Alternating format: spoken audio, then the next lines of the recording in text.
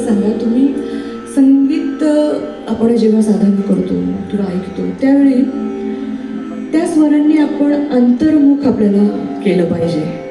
अंतर्मुख करणं म्हणजे काय की आपलं मनच आपण चाचपडून पाहिलं पाहिजे की आता या स्वरांनी माझ्या मनात कोणते भाव निर्माण झालेले आहेत. खरोखर तो वियोग माझ्या मनात निर्माण झालेला आहे का? जेव्हा आपल्याला कोणाचा तरी वियोग होतो, मग तो आपल्या आईचा असेल, आपल्या वडिलांचा असेल, आपल्या प्रेयसीचा असेल किंवा आपल्या पत्नीचा असेल, पतीचा असेल, कोणाचाही किंवा ईश्वराचा असेल, पण तो जेव्हा इतका जास्त आवेग निर्माण होतो किंवा इतका जास्त विरह निर्माण होतो, तेव्हा आपण घाई नाही करत. आपण खूप त्रागा केल्यानंतर मग आपल्याच्या मनाला शिथिलता येते आणि आपलं मन स्थिर व्हायला लागतं आणि त्यानंतर आपल्या डोळ्यातून अश्रू यायला